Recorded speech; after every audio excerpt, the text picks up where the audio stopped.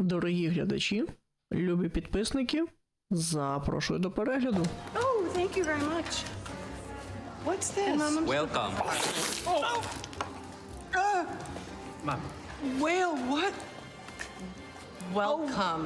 Йоу, всім привіт, я Іван, Барабан. І я відкатав тур з німецьким металкор гуртом Trigger the Avalanche.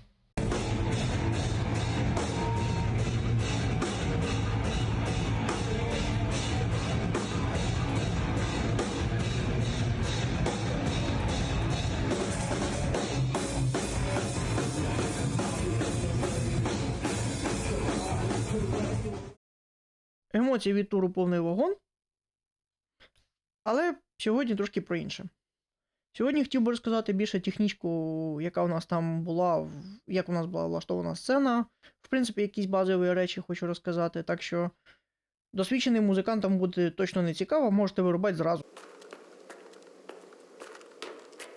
От, це відео для тих, хто на сцені ніколи не був і ніколи не тягав ламповий усілок на сцену. Ух ти, який в мене проксиміті. Значить, як це працює? У нас є сцена. Зазвичай на сцені у нас є мікшерний пульт. З нього сигнал йде або на кінцівку потужності на кросовери і потім на портали, або, якщо це активні портали, прямиком туди, або на сплітер і потім на портали. От, не суть.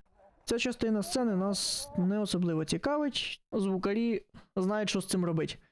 Нас більше цікавить те, що входить в мікшерний пульт. Зазвичай довжини наших кабелів нам не вистачає для того, щоб зайти напряму в пульт. Проте до звукаря нам все одно якось треба потрапити. Тому логіка тут така. Ми беремо стейджбокс, тобто сценічна коробка, це така от коробочка з XLR-ами на вхід і на вихід, або може виглядати як рековий мікшерний пульт, з якого виходить оптичний провід і втикається напряму в пульт, або це може бути просто такий товстючий кабель з XLR-ами, який йде через весь зал і до звукаря, прямо зі сцени. Значить, далі на сцені у нас присутні барабани. До речі, поділюся одразу історією. Якщо ви ще не купили кухню, мотайте на ус. Ми грали в одному маленькому клубі, і в нас були паршиві портали, і ми не могли вийти за певну гучність акустичної установки. І проблемка була в тому, що у нас був занадто гучний снеєр.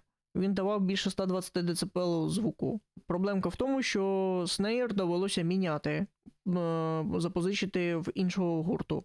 Так що, якщо не хочете проблем і нормальний мікс в дешевих клубах, на дешевому обладнанні, то, мабуть, краще взяти більш тиху установку і її визвучити, ніж навпаки шукати методи до виглушення вашого снеєру, заліза і так далі.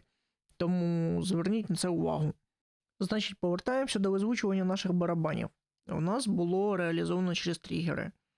Тобто тригери, вони встановлюються на акустичну установку або на електричну, неважливо. Тригери спрацьовують на удар і зчитують його динаміку і направляють інформацію в модуль. Ну, а власне сам модуль зчитує сигнал тригерів і заміняє їх на звуки, які, власне, ви вже там поналаштовували. Такий метод, він зменшує кількість мікрофонів на сцені і зменшує шанс зворотнього зв'язку. І сигнал з цього модуля потім подається на сплітер. Зі сплітера сигнал з модулів подавався в одну сторону на наш in-air моніторинг, і в другу сторону подавався на пульт звукоінженеру, вже для кінцевого міксу. Ну, або робимо по класиці. Кидаємо купу мікрофонів на акустичну ударну установку, кидаємо майже весь сигнал одразу напряму в стейджбокс, а снейр і кік кидаємо собі в сплітер, забираємо на in-air моніторинг і віддаємо назад в стейджбокс звукоінженеру. Значить, хто такий той ваш сплітер? Сплітер, він чимось схожий з D-боксом. Тобто він бере один балансний сигнал і ділить його на два балансних сигнали. Я тебя умножу на 0. Або бере один небалансний сигнал і ділить його на два небалансних сигнали. Просто на відміну від сплітера, D-Box, він має один наскрізний канал, наприклад, якщо прийшов небалансний сигнал від гітари, він далі пропускає один небалансний, а другий віддає балансний. Тобто, якщо нам треба два балансних сигнала з балансного сигнала, він нам не підходить, тому що він, як трансформатор, перетворює один тип звуку на, сигналу на трошки інший. Далі хочу трошки подетальніше розібрати інеєр-моніторинг. Серцем нашого інеєр-моніторингу стає, як не дивно, цифровий мікшерний пульт. Це може бути який завгодно мікшерний пульт, головне, щоб вам кількість входів-виходів пасувала під ваші задачі. Входи та виходи в мікшерних пультах мають власні DSP-процесори. Вони дозволяють класти у вигляді плагінів обробку на кожен канал і на мастер-канал. Тобто там є часто навіть емуляції якихось різних залізних приладів типу еквалайзерів, компресорів, лімітерів, ну і все, що нам треба, в принципі, для обробки нашого міксу. Також на цифрових мікшерних пультах часто є Wi-Fi модуль. Його можна або докупити окремо, або якщо там є вже встановлена антена, то він є в комплектації, типу як в Behringer XR18. В ньому можна нарулити, наприклад, собі мікс одразу через телефон, кожен може собі під'єднатися і рулити собі мікс окремо. Це дуже класна штука, тому що вам не треба кричати на звукаря через мікрофон, через півзалу: «Ей, нарули мені в мій монітор більше з середини». Ну, власне, коли в нас мікс вже готовий, ми беремо аутпути і роздаємо на наші радіосистеми для гучного моніторингу. Якщо виходів достатньо, можете зробити або стереокартинку, або моно, але роздати кожному індивідуальний мікс. Якщо у вас, в принципі, виходів не так багато, то можете зробити окремий мікс барабанщику, окремий мікс, наприклад, там басісту і гітарістам, і окремий мікс вокалісту. Більшість трекових систем гучного моніторингу, вони мають навіть бюджетні наскрізні виходи, тобто аукси, і ви можете спокійно пропустити сигнал, наприклад, на 2-3 системи. Або взагалі використовувати одну радіосистему просто з 3 приймачами. А тепер про гітари. What's up, everyone? Welcome to Will It. Значить, почнемо трошки з бази. Якщо ми візьмемо просто лампову голову, ізолюємо її від всього зовнішнього середовища, ми получимо ось таку какафонію.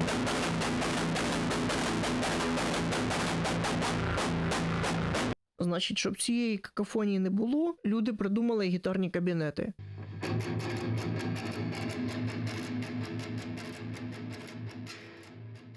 Гітарний кабінет – це такий дерев'яний здоровий ящик. В гітарних кабінетах зазвичай стоять 12-дюймові гітарні динаміки, і вони бувають різних характеристик і так далі. Ну, саме популярний, мабуть, на сьогоднішній день 30-й вінтаж, є ще там G12, Greenback, Creamback, Hesud Demon якийсь, Eminence. Коротше, їх є ціла різна купа, і підбирайте під те, яку музику ви граєте.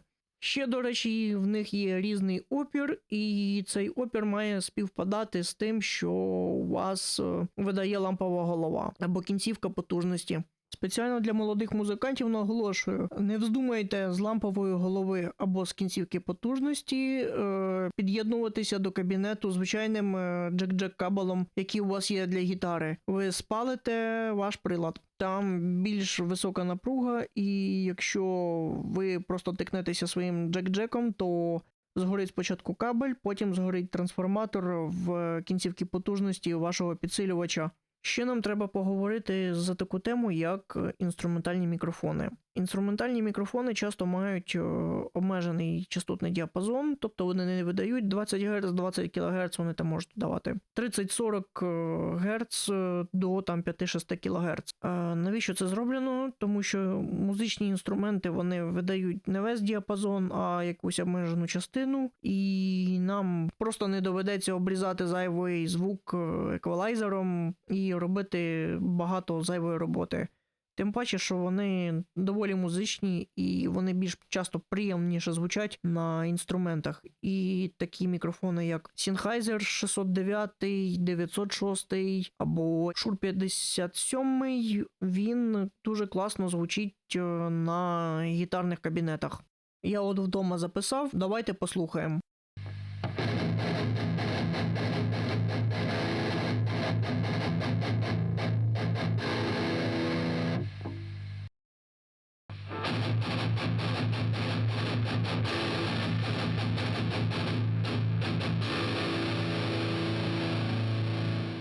Але у лампових гітарних підсилювачів є дві великі проблеми. Перша, коли вони розжарені, їх не можна переносити, треба дати їм час, щоб вони охололи. А друга проблема, що вони досить габаритні, і в тури їх таскати, трошки проблематично. Тому сучасна сцена, вона організована трошки по-іншому.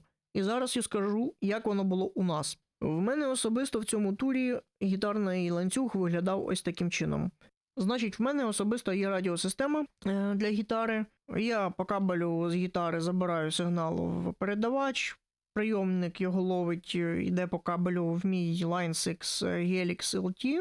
В Helix LT сигнал після обробки роздваюється на дві частини. З емуляцією кабінету йде в сплітер. Зі сплітера перша копія сигналу йде нам на цифровий пульт і Veneer, а друга частина обробленого сигналу йде нам в кишку звукорежисеру в пульт. Значиться, необроблена частина без емуляції кабінету в мене йде через 1,4 джек, йде на кінцівку потужності, і з кінцівки потужності в мене йде на мій гітарний кабінет. А по факту можна взагалі обійтися гітарним кабелем, педалькою, кінцівкою і кабінетом.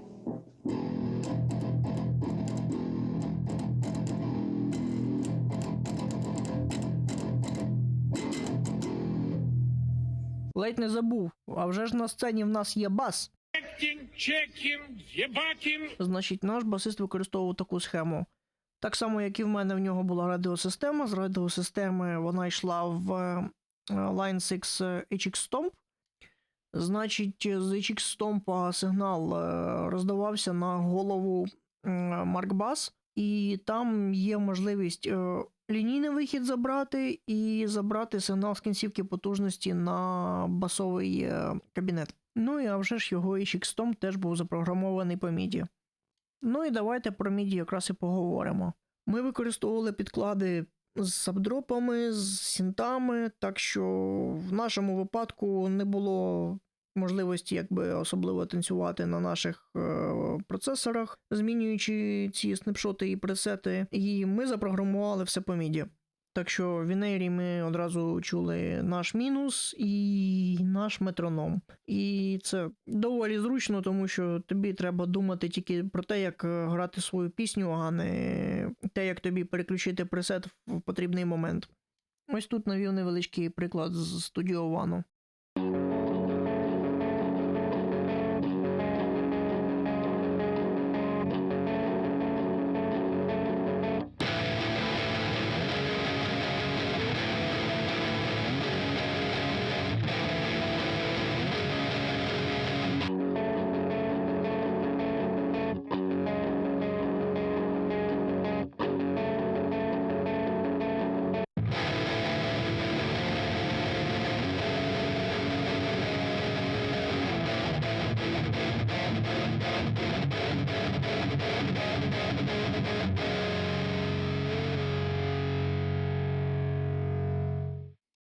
Ну і таким самим чином у нас було запрограмоване і світло. Тільки світло має протокол DMX, і це вся різниця. Просто для цього потрібен окремий DMX-прилад. У нас на сцені були присутні 3 головних світла, щоб ми могли нормально проводити шоу. 2 стробоскопи у нас були під ногами, і там вже стояв дим. Ой, мама, шикидим, шикидим. Ну і власне, щоб у нас не було забагато кабелів під ногами, ми використали DMX по радіосистемі. Потім ще хлопці докупили пульт, щоб можна було керувати світлом, і ми ставили світло також і дим сусідям по сцені, щоб класно відбувалося шоу. В чому хлопці програмували світло, там якась теж програмка є, але, по-моєму, вона чи для кожного своя, чи якийсь типовий секвенсор є. Знайти взагалі не складно. Ну і якось на цьому все. Ось так була побудована наша сцена. Ну і взагалі, якщо ви за це відео так нічого не поняли, то так і задумано. По-перше, я за кордоном, що ви мені зробите? А по-друге, За мной Майдан, за мной Крещатик.